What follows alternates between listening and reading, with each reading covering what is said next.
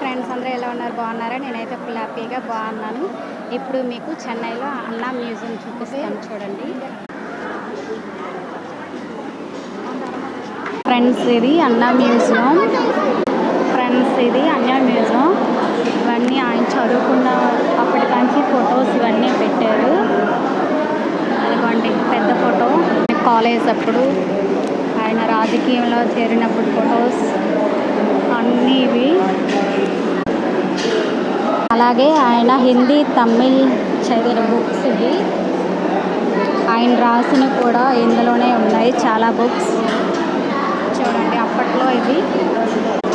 అలాగే ఆయన ఫుడ్ చేసిన ప్లేటు, ఆయన కళ్ళజోడు, ఆయన పెన్ను, పౌచ్, అప్పటి వస్తువులన్నీ మ్యూజియంలో పెట్టారు. అలాగే ఆయన స్పెట్స్